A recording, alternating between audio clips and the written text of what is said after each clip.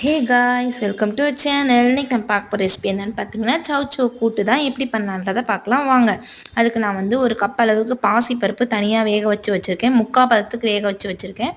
அடுத்தது வந்து ஒரு வெங்காயம், ஒரு தக்காளி, 2 பச்சை மிளகா, கொஞ்சம் கருவேப்பிலை, கொத்தமல்லி, ஒரு சௌச்சோவை பொடி பொடியாக கட் பண்ணி வச்சுருக்கேன். எப்படி பண்ணலான்றதை பார்க்கலாம் வாங்க.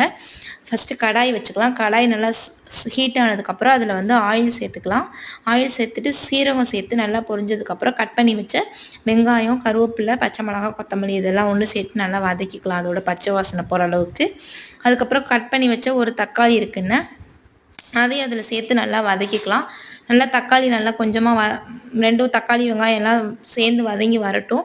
வதங்கி வந்ததுக்கப்புறமா நம்ம கட் பண்ணி வச்சுருக்கோம்ல சௌச்சோ, அந்த ஒரு சௌச்சோவையும் அதில் சேர்த்துக்கலாம்.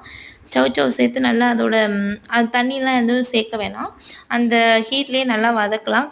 மிதமான தீ வச்சுக்கோங்க. மிதமான தீ வச்சு வதக்கிறப்ப அந்த சௌச்சோவிலேருந்தே தண்ணி வரும்.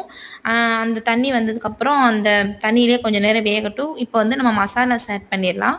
கொஞ்சமாக மல்லித்தூள், மிளகாத்தூள், மஞ்சத்தூள் எல்லாம். மிளகாத்தூள், மல்லித்தூள் அரை ஸ்பூன் சேர்த்துக்கோங்க. மஞ்சத்தூள் ஒரு 1/4 ஸ்பூன் அளவுக்கு சேர்த்துட்டு உப்பு சேர்த்து நல்லா கிளறி விட்டுக்கலாம். நல்லா கிளறி மிக்ஸ் பண்ணிக்கலாம். நல்லா மிக்ஸ் ஆனதுக்கப்புறமா ஒரு கப் அளவுக்கு தண்ணி சேர்த்து கொஞ்சம் மூழ்கிற அளவுக்கு நம்ம அந்த பாசிப்பருப்பு வேக வச்சோன்னா அந்த தண்ணியும் அந்த பருப்பையுமே நம்ம சேர்த்துக்கலாம். அதையும் நம்ம நல்லா சேர்த்து நல்லா மூடி போட்டு வேக வச்சிடலாம். சட்டுன்னு செஞ்சிடலாம். இந்த கூட்டு ரொம்பவே டேஸ்ட்டாக இருக்கும். ரசம் சாதம், புளிக்குழம்பு, தோசை, சப்பாத்தியோடலாம் நீங்கள் இதை வச்சு சாப்பிடும்போது ரொம்பவே ருசியாக இருக்கும். அந்த பருப்பும் சௌச்சோவும் சேர்த்து டேஸ்ட் ரொம்ப சூப்பராக இருக்கும். இதை செஞ்சு பாருங்கள். மறக்காமல் இந்த வீடியோவை லைக் பண்ணுங்கள், ஷேர் பண்ணுங்கள், சப்ஸ்கிரைப் பண்ணுங்கள். தேங்க்யூ ஃபார் வாட்சிங். பாய்.